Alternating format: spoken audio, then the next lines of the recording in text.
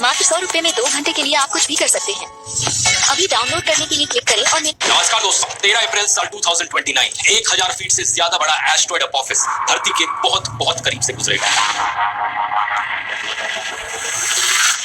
अगर ये धरती से टकरा जाता है तो ऐसी तबाही देखने को मिलेगी जैसे इंसानों के इतिहास में कभी ना देखी गई हो। हिरोशिमा पर गिराए गए बम से 1 मिलियन गुना ज्यादा एनर्जी रिलीज होगी।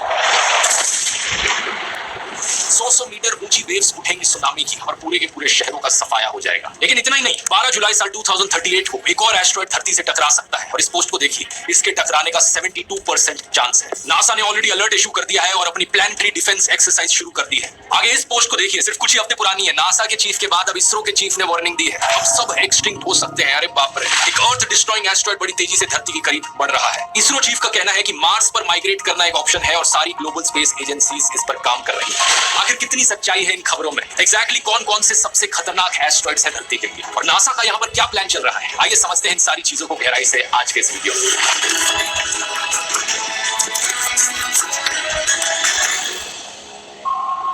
एस्ट्रॉइड्स को दोस्तों प्लैनेटॉइड्स भी कहा जाता है क्योंकि ये छोटे प्लैनेट्स की तरह होते हैं। ये बेसिकली कुछ बड़े से पत्थर हैं जो स्पेस में घूम रहे हैं। साइज में ये कुछ 10-20 मीटर के भी हो सकते हैं और 100-200 किलोमीटर के भी हो सकते हैं। सबसे छोटा एस्ट्रॉइड जो एग्जिस्ट करता है वो है सिर्फ 2 मीटर चौड़ा और सबसे बड़ा है सेरेस नाम से 940 किलोमीटर डायमीटर में। ज्यादातर एस्ट्रॉइड्स हमारे सोलर सिस्टम में मार्स और जुपिटर के बीच मौजूद एस्ट्रॉइड बेल्ट में पाए जाते हैं, जहां पर मिलियंस में एस्ट्रॉइड्स मौजूद हैं। जिस एस्ट्रॉइड बेल्ट की ड्राइंग की जाती है हमारी टेक्स्ट बुक्स में, वो कुछ इस तरीके से करी जाती है और इसे देखकर आपको लगता होगा कि एस्ट्रॉइड्स एक दूसरे के बगल में इतने सारे घूम रहे हैं, लेकिन असलियत में जो एवरेज डिस्टेंस है किन्हीं भी दो एस्ट्रॉइड्स के बीच में, वो 1 मिलियन किलोमीटर से भी ज्यादा है। अब होता क्या है, कई बार ये एस्ट्रॉइड्स इस बेल्ट से ये वीडियो लाजमी आपको दूर निकल जाते हैं और धरती के करीब आ जाते हैं। ऐसे केस में हम इन्हें नियर अर्थ ऑब्जेक्ट्स करके पुकारते हैं, शॉर्ट में कहा जाए NEOs।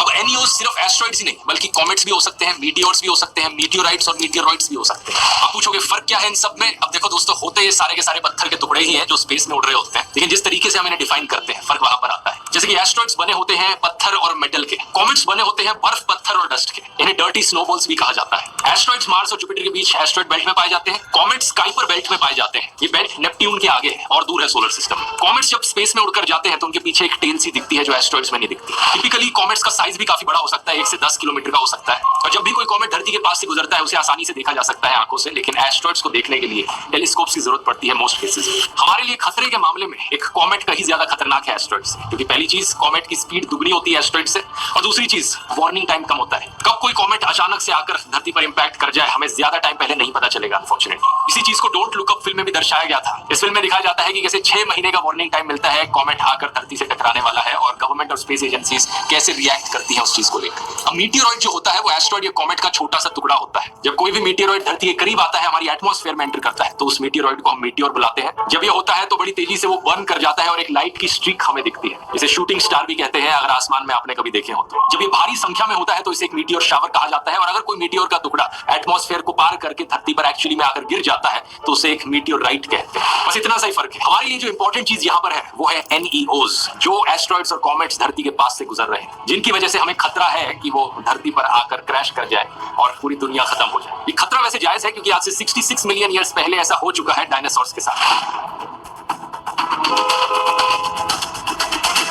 अगर वो एक्सटिंक्ट हो सकते हैं तो हम भी हो सकते हैं। लेकिन इस खतरे को नापने से पहले, आगे बढ़ने से पहले मैं एक चीज कहना चाहूंगा। अगर आप अपनी न्यूज इंस्टाग्राम और फेसबुक पर मौजूद ऐसे अकाउंट से लेते हो तो बेहतर यही होगा कि न्यूज फॉलो करना बंद कर दो, क्योंकि ये 2038 एस्ट्रॉइड स्ट्राइक वाली न्यूज कंप्लीटली फर्जी खबर है।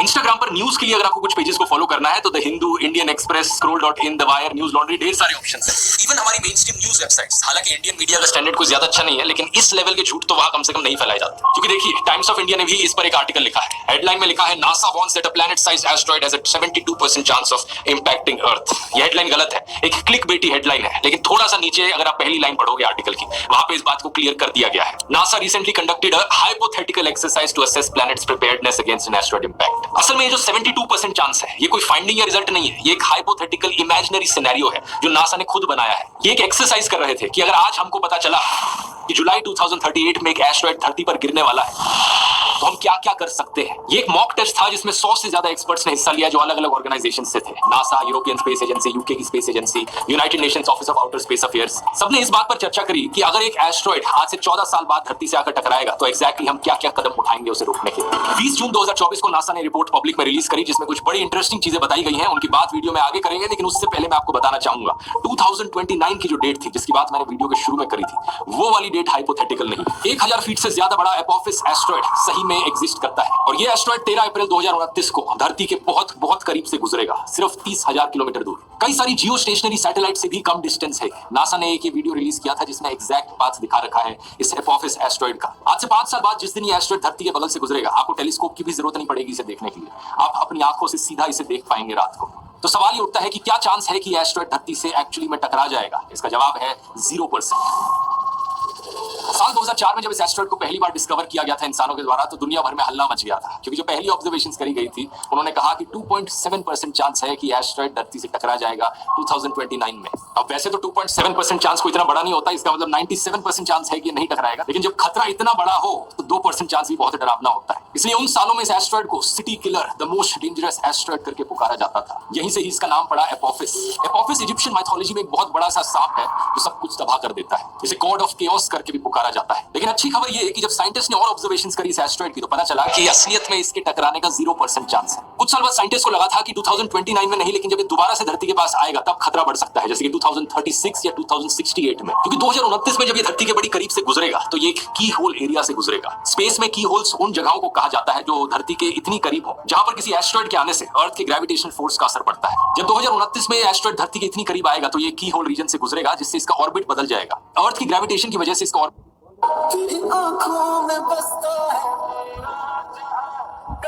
की वजह से इसका ऑर्बिट चेंज हो जाएगा, जिससे कि 2036 में खतरा ज्यादा है। ये डर लगा था साइंटिस्ट को एक टाइम पर, लेकिन आज के दिन ये खतरा भी नहीं है। नासा ने अभी बड़े कॉन्फिडेंटली कहा है कि अगले 100 सालों में एस्टेरॉइड कभी नहीं टकराएगा धरती से। इसी रीजन से अब इसे नियर अर्थ ऑब्जेक्ट्स की रिस्क लिस्ट से बाहर कर दिया गया है। अब आप बोलोगे यार ये क्या है, रिस्क लिस्ट भी होती है? बिल्कुल होती है। दुनिया भर की स्पेस एजेंसीज ने एक रिस्क लिस्ट बना रखी है कि सबसे खतरनाक एस्टेरॉइड्स कौन से हैं आने वाले फ्यूचर में। जैसे कि यूरोपियन स्पेस एजेंसी की वेबसाइट पर इस रिस्क लिस्ट को देखिए। ये सारे एस्टेरॉइड्स और कॉमेट्स कब आकर टकरा सकते हैं, जो कि इंपैक्ट डेट और टाइम में लिखा है, क्या प्रोबेबिलिटी है इनके टकराने की। इस आईपी मैक्स के सेक्शन को देखिए, यहाँ पर मैक्सिमम प्रोबेबिलिटी लिखी गई है, और इससे पीछे वाले सेक्शन में डायमीटर लिखा गया है कि ये एस्टेरॉइड या कॉमेट कितना बड़ा है। ये सब डेटा साइंस का कमाल है कि आज के दिन हम इतने एक्यूरेटली इन सारे एस्टेरॉइड्स के पाथ्स प्रेडिक्ट कर पाते हैं। लेकिन सिर्फ स्पेस एक्सप्लोरेशन ही नहीं, बल्कि डेटा साइंस का आज के दिन ढेर सारी अलग अलग फील्ड्स में इस्तेमाल किया जा रहा है। Automobile, finance, space exploration, media, health care. यही कारण है कि आज के दिन data science one of the most lucrative career options बन चुका है। और अगर आप अपने आप को अपस्किल करना चाहते हो और इस डायनामिक फील्ड में एंटर करना चाहते हो, तो आज के वीडियो के स्पॉन्सर Scalar.com एक बहुत बढ़िया सोल्यूशन ऑफर करते हैं। Scalar एक ऑनलाइन टेक लर्निंग प्लेटफॉर्म है जो सॉफ्टवेयर डेवलपमेंट, डेटा साइंस और मशीन लर्निंग प्रोग्राम ऑफर करता है। तो कंपनीज के इंडस्ट्री एक्सपर्ट्स यहां पर लर्नर्स को मेंटर करते हैं। हर लर्नर्स को 3 घंटे डेली लर्निंग दी जाती है और 80 से ज्यादा real world case studies access. Scalar का लाइव लर्नर्स ने Scalar के कोर्सेज कंप्लीट किया है और एवरेज सैलरी इंक्रीज देखा है 126%। और ये कहते हैं 93.5% लर्नर्स प्लेसमेंट सिक्योर करने का कंपनीज में जैसे Google, Facebook, Flipkart, Myntra, Amazon और Zomato। इनका एक इजी ईएमआई ऑप्शन भी है 2 साल के लिए 0% इंटरेस्ट के साथ। तो अगर आपको लगता है कि Scalar आपके करियर को बूस्ट करने में आपकी मदद कर सकता है,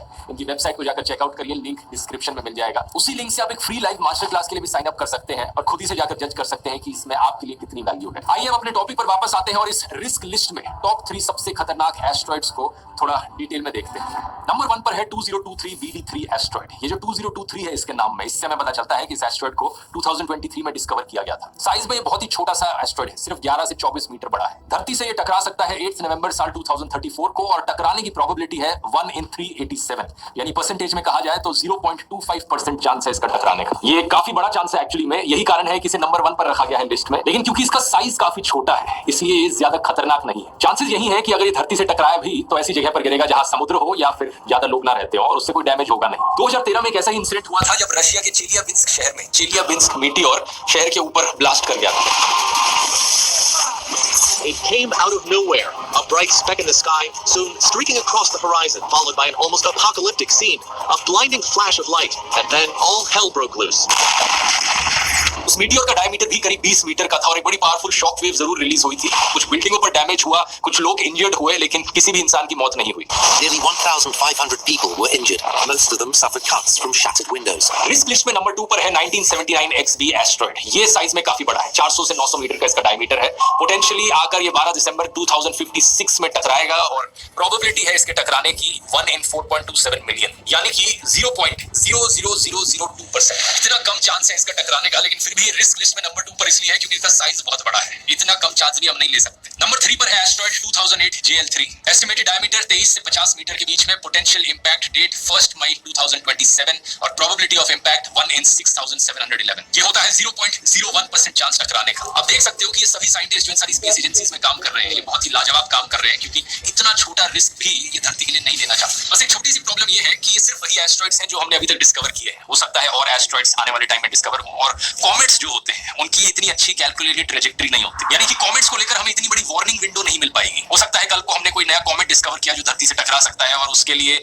हमें सिर्फ 6-7 साल का समय मिल पाए। हमारे जो डिटेक्शन सिस्टम्स मौजूद है धरती पर, वो कई बार बड़े अच्छे से काम करते हैं, लेकिन कई बार इतना अच्छा काम नहीं भी करते हैं। 4 सबसे पॉपुलर डिटेक्शन के प्रोजेक्ट्स के बारे में आपको बताना चाहूंगा। सबसे पहले है लीनियर लिंकन नियर अर्थ एस्ट्रॉइड रिसर्च। इसे साल 1996 में शुरू किया गया था और ये यूनाइटेड स्टेट्स की एयरफोर्स, नासा और MIT के बीच में कोलैबोरेशन है। ये 2 1 मीटर लंबे टेलीस्कोप्स और 1 आधा मीटर लंबे टेलीस्कोप का इस्तेमाल करता है और हर साल 10,000 से ज्यादा ऑब्जेक्ट्स डिस्कवर करता है। आज के दिन जितने भी एस्ट्रॉइड्स ढूंढ कर निकाले जा रहे हैं, उनमें से 65% सिर्फ इस एक प्रोजेक्ट के द्वारा ढूंढे जा रहे हैं। दूसरा है CSS Catalina sky survey, university of Arizona के द्वारा एस्टैब्लिश किया गया 1998 में, जो 2 बड़े टेलीस्कोप्स का इस्तेमाल करता है। इसकी मेजरमेंट्स इतनी प्रिसाइज है कि साल 2008 में इन्होंने एक ऐसे एस्ट्रॉइड को ढूंढा जो सिर्फ 4 मीटर का था डायमीटर में, और एक्यूरेटली इन्होंने ये प्रेडिक्ट करके बता दिया कि एग्जैक्टली किस टाइम पर, किस दिन ये एस्ट्रॉइड धरती पर गिरेगा और कहां गिरेगा एग्जैक्टली। 19 घंटे बाद इनकी प्रेडिक्शन के ये एस्ट्रॉइड जाकर नॉर्थ सुडान के रेगिस्तान में गिरा था और वही जगह पर जहां इन्होंने प्रेडिक्ट किया था। तीसरा है PanSTARRS panoramic survey telescope and rapid response system. ये पैसिफिक ओशन के बीच हवाई में मौजूद है और दुनिया के सबसे बड़े डिजिटल कैमरास का ये इस्तेमाल करता है एस्ट्रॉइड्स को ढूंढने के लिए। जो इमेजेस ये सबसे बड़ा कैमरा कैप्चर करता है वो 1.4 बिलियन पिक्सल्स की होती है। और चौथा है Atlas asteroid terrestrial impact last alert system. ये भी हवाई में मौजूद है और साइंटिस्ट ने इसे एक फाइनल वार्निंग के तौर पर बनाया है। अगर बाकी सारे सिस्टम्स किसी एस्ट्रॉइड को नहीं ढूंढ पाए, गलती से कोई एस्ट्रॉइड बचकर निकल गया, तो ये वाला सिस्टम लास्ट मिनट वार्निंग देगा हमें एस्ट्रॉइड इंपैक्ट। हर रात ये सिस्टम पूरे आसमान को 2 बार स्कैन कर सकता है किसी भी खतरे के लिए। तो ओवरऑल देखा जाए तो हमारी धरती का डिफेंस सिस्टम काफी बढ़िया और स्ट्रॉन्ग है, लेकिन कई बार चूक हो जाती है, जैसे कि कई बार छोटे-छोटे मीटियोर्स अनडिटेक्टेड बचकर निकल जाते हैं और धरती पर इंपैक्ट करते हैं, जैसा कि फरवरी 2013 में चेलियाबिंस्क मीटियोर के साथ हुआ था। 20 मीटर का ये मीटियोर कोई भी सिस्टम डिटेक्ट नहीं कर पाया टाइम पर, इसलिए ऐसे सिनेरियोस के लिए सिविल डिफेंस कंपोनेंट बड़ा इंपॉर्टेंट बन जाता है। इसकी बात करिए नासा ने अपने इस मॉक टेस्ट की रिपोर्ट के पेज नंबर 12 पर। अगर कोई छोटा सा एस्ट्रॉइड या मीटियोर आकर कहीं टकराने वाला है तो बहुत जरूरी है कि सही टाइम पर इंटरनेशनल कोऑर्डिनेशन के साथ डिजास्टर मैनेजमेंट प्लान्स को एक्टिवेट करा जाए। लेकिन तब क्या होगा अगर कोई बड़ा एस्ट्रॉइड आकर टकराने वाला हो? यहाँ 3 स्ट्रेटजीज है उससे डील करने के लिए। पहला काइनेटिक मेथड्स, दूसरा slow push and pull methods और तीसरा न्यूक्लियर मेथड्स। इन तीनों में से पहला काइनेटिक मेथड ही इकलौता तरीका है जिसे रियल लाइफ में सक्सेसफुली टेस्ट किया गया। इसमें हम एक स्पेसक्राफ्ट भेजते हैं जो एस्ट्रॉइड को टक्कर मारकर उसका रास्ता बदलते हैं, यानी कि उसका ऑर्बिट चेंज करते हैं। बड़ा ही सिंपल और इफेक्टिव तरीका है। इसका प्रैक्टिकल एक्सपेरिमेंट 2 साल पहले किया गया था नासा के डबल एस्ट्रॉइड रिडायरेक्शन टेस्ट में। 26 सितंबर